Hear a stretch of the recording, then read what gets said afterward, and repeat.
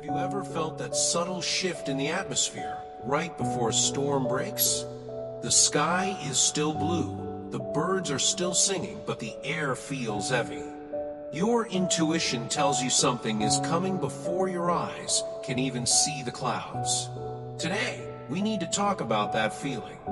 There is a message stirring in the spirit right now, a divine prompt that acts like an internal alarm system. It's a warning about a challenging season approaching, a period of difficulty or sadness that isn't visible on your current horizon. Now, I know the moment we hear the word warning, our human instinct is to tense up. We think of punishment, we think of fear. But I want you to take a deep breath and reframe that thought immediately. Think about a good father watching his child play near a busy street. When he shouts, "Stop," or "Come back here," is he trying to ruin the child's fun? Is he trying to scare the child for no reason? No. He is shouting because he has a vantage point the child does not have. He sees the speeding car, the child only sees the ball. This warning from God is exactly that. It is not designed to induce anxiety, it is an invitation to wisdom. It is the divine saying, "I see the curve in the road that you cannot see, and I want you to slow down so you don't crash." We often live our lives on autopilot, assuming that tomorrow will look exactly like today. But the reality is, the choices you are making right now, in this very hour, carry more weight than you realize. We tend to think that we can delay our discipline, that we can put off our spiritual alignment for someday when things are calmer. But this message suggests that someday is a luxury we don't have. The preparation must happen now. Why? Because when the storm hits, it's too late to build the shelter. You have to build the shelter while the sun is still shining. This is where the beauty of this message truly lies. It's about the divine companionship. The hardships we face, whether they are financial struggles, relationship breakdowns, or internal battles, are not evidence that God has left the building. They are not punishments for past mistakes. In fact, this warning is proof of His presence. Is God standing between you and the encroaching darkness, offering Himself as a buffer? Imagine walking through a dense forest at night. If you are alone, every snapping twig is a terror. But if you are walking with a guide who knows every inch of that terrain, the darkness loses its power to terrify. The dark is still there, yes, but you are not subject to it. So, as we stand on the edge of the season, the question isn't, how do I run away? You can't run from life. The question is, who am I walking with? If you heed this call to seek wisdom now, to tighten your circle, and to ground yourself in faith, you aren't just surviving the coming storm, you are learning to navigate it. You are moving from a place of fragile fear to a place of anti-fragile faith. You are realizing that even if the valley is deep, you are never, ever walking through it alone. The thief comes for the gold. Now let's go a layer deeper. If we accept that challenges are coming, we have to ask, why? Why does it feel like whenever you try to improve your life, or whenever you get close to a breakthrough, opposition shows up? There is a profound spiritual principle that we often overlook. Thieves do not break into empty houses. If you are facing intense opposition right now, if you feel like forces, people, or circumstances are trying to tear you down, I need you to understand something crucial. They are not attacking you because you are weak. They are attacking you because you are valuable. We often interpret conflict as a sign of our failure. We think, if I were doing this right, everything would be smooth. But the opposite is often true. The negativity, the envy, and the spiritual exhaustion you feel are actually indicators of immense potential residing within you. There is a light inside you that threatens the shadows around you. So how do we handle this? How do we protect this value? The instruction here is countercultural. The world tells you to hustle, to fight back, to engage with every critic. But the divine instruction for this season is different. Step back. It is time to audit your life. Who are the people draining your spirit? What are the habits that leave you feeling empty? We are being called to a strategic withdrawal. This isn't cowardice, it's wisdom. You need to slow your pace. We live in a world of constant noise, notifications, opinions, demands. But you cannot hear the whisper of God when you are screaming at the world. You need to quiet the external noise so you can amplify the internal signal. This brings us to the most tender part of this journey, the wounds of the past. I know many of you watching this have scars. You have trusted people who betrayed you. You have looked to leaders, partners, or friends for protection, only to be left exposed. It is incredibly hard to trust God when human beings have failed you so badly. We tend to project our trauma onto the divine. We think, if my father let me down, God will let me down. If my spouse lied, God will lie. But here is the truth that can heal that fracture. Human protection is finite. Divine protection is absolute. God is not like the people who hurt you.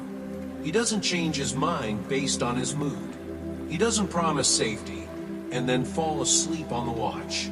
He sees the tears you've cried in secret. He sees the heavy things you carry that you've never told anyone about. This season of stepping back is not just about avoiding danger, it's about recovery. It's about letting the Creator reparent you in the areas where you were neglected. It's about realizing that while people are flawed and fragile, the covering you have now is eternal. So, as you move through this week, I want you to try something. When you feel the urge to rush, pause. When you feel the urge to defend yourself against a toxic person, stay silent and walk away. Treat your peace like it is the most expensive thing you own, because it is. And remember, the forces trying to disturb that peace are only there because they see the gold inside you. Don't let them have it. Keep your eyes on the one who gave you that value in the first place. The trap of the open door. We need to talk about one of the most powerful, yet terrifying gifts we possess, free will. There is a misconception in many spiritual circles that God forces his protection upon us like a cosmic umbrella that follows us around no matter where we run. But the message today offers a more nuanced, mature perspective. It suggests that while the divine is always willing to protect, we are the ones who hold the keys to the lock. Think of it like this. You can have the most advanced security system in your home, but if you choose to leave the front door wide open because the breeze feels nice, the security system is rendered useless. That is the mystery of free will. God does not kick down the doors of your life. He waits for an invitation. And conversely, he waits for you to close the doors they're letting the draft in. This brings us to a critical point about discernment. We live in a culture that celebrates opportunity. We are taught to say yes to everything. The promotion, the new relationship, the investment that promises quick returns. We have a fear of missing out. But here's the hard truth. Not every open door is a blessing. The forces that oppose your destiny, what we might call the thieves of your potential, are smart. They don't show up looking like monsters. They show up looking like everything you've ever wanted.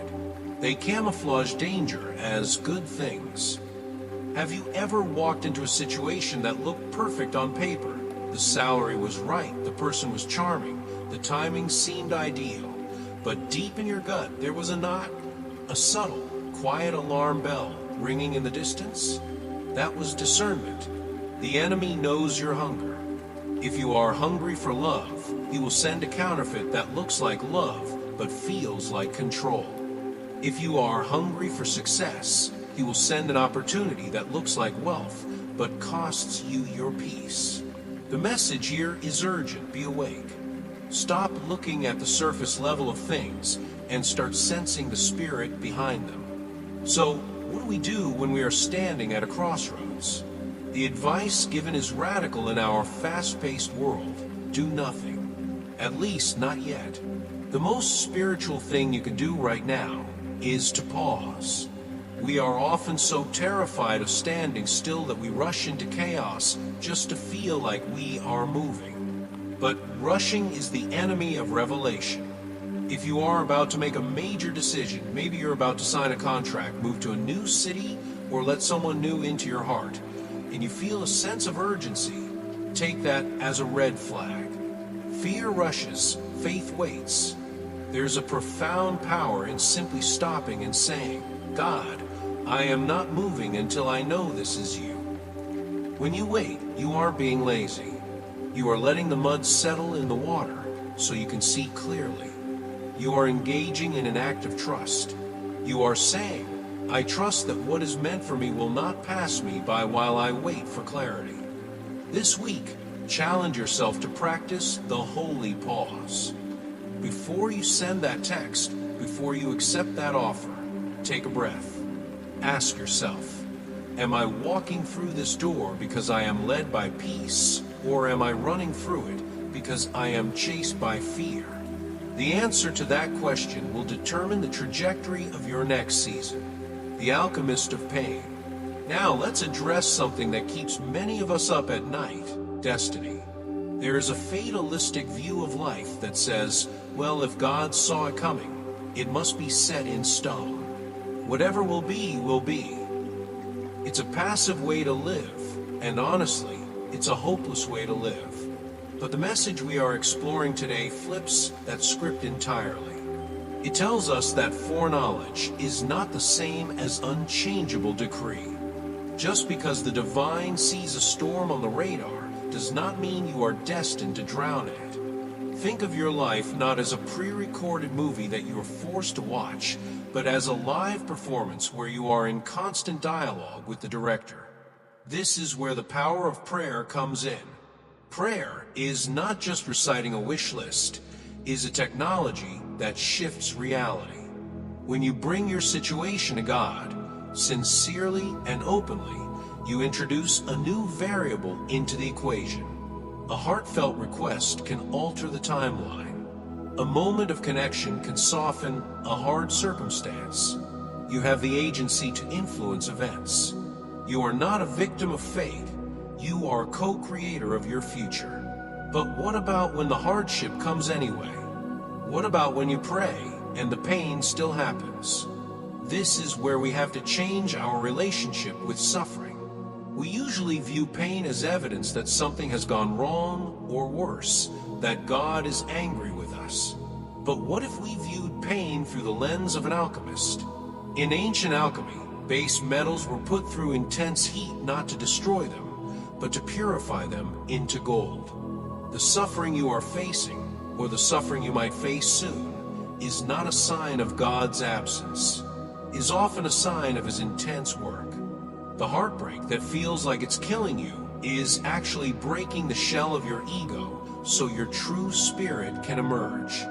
The failure that feels like a dead end is actually a detour sign pointing you toward a better path you would have never chosen on your own. God is using these moments to dismantle the parts of you that cannot sustain the weight of your future glory. He is breaking down your reliance on external validation so you can build a foundation on something that cannot be shaken. And here is the most beautiful part. He doesn't need you to be perfect while this happens. So often, we feel we need to clean up before we come to God. We think we need to have the right theological words or composed emotion. But the divine isn't interested in your performance. He isn't impressed by a religious show. He wants your sincerity.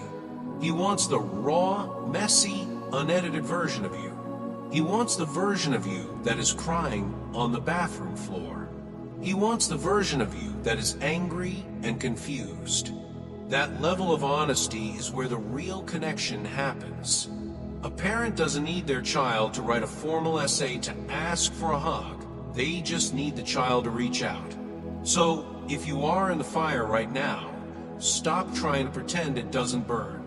Stop trying to faith it till you make it in a fake way. Instead, bring that pain to the light. Say, "This hurts and I don't understand it, but I am staying here with you." That kind of vulnerability is what turns the lead of your suffering into the gold of your character. It's not about avoiding the fire. It's about becoming the kind of person who can walk through it and not smell like smoke. The quiet rebellion of kindness. We live in a loud world. If you scroll through your social media feed right now, you will see a culture that rewards the loudest voice, the sharpest clapback, and most aggressive display of power. We are taught that to be strong means to be unshakable, dominant, and perhaps a little bit cold. But the message receiving today flips that logic entirely on its head. It introduces a concept that I like to call the quiet rebellion of kindness. There's a line in the message that struck me to my core. Kindness is not a fragile trait. Kindness is your genuine strength. Think about that for a second. It takes zero effort to be mean. It takes zero self-control to snap at someone who inconvenienced you. That is the path of least resistance. But to remain gentle in the face of aggression, to offer a glass of water to the person who just criticized you, to choose patience when your flesh is screaming for revenge, that requires a strength that is supernatural. Kindness is described here as the language of heaven. When you choose to be kind, especially when it is undeserved, you are effectively speaking a foreign language to a hostile world. You are bringing the atmosphere of the divine into your workplace, your home, and your grocery store. You become a walking embassy of peace. But here is where it gets challenging. We often ask, does it even matter? We do good things, we help a neighbor, we bite our tongue, we give anonymously, and nobody claps. There's no award ceremony for the mother who patiently comforts a crying child at 3 a.m. There's no viral video for the man who quietly forgives his father. However, this message reminds us of the secret observer. God is obsessed with the things that happen in the dark. While the world looks at the stage, the Creator looks at the dressing room. He is watching the choices you make when there is no audience. He sees the unseen faithfulness. Why does this matter? Because faithfulness in the small things builds spiritual density. Every time you choose integrity when no one is watching, you are adding weight to your soul.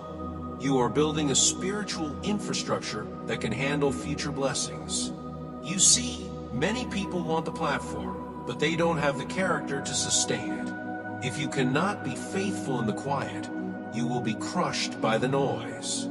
This internal transformation is the real reward. It's not just about earning points with God. It's about who you are becoming in the process. When you practice this hidden faithfulness, you start to carry a different kind of authority. You become someone who doesn't need external validation to feel worthy because you are anchored in something deeper. You gain a clarity of sight that the chaotic world lacks. So my challenge to you is this: don't despise the small days. Don't look at your current season of obscurity as a punishment. It is a training ground. The kindness you show today, the prayers you whisper tonight, the forgiveness you grant in secret, these are the bricks building a house that the storm cannot blow down. You are not just being nice. You are being transformed. And that version of you, the one forged in the quiet, is the one God is preparing to use to change the world. The architect of restoration. As we come to the end of this message, I want to speak directly to the person who feels like they have run out of time. Maybe you are listening to this and thinking, this sounds great, but I've messed up too much. Or perhaps I've lost too many years to depression, to bad relationships, to fear. My best days are behind me. If that is the loop playing in your mind, I need you to turn up the volume right now. Because the final promise of this message is radical restoration. The divine is not just a creator, he is a restorer.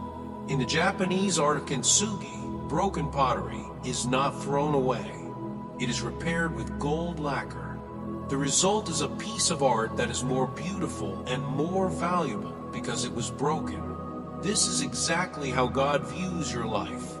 The message assures us that God can bring life to what feels dead. He can redeem the years the locusts have eaten. This isn't just poetic language, it's a spiritual law.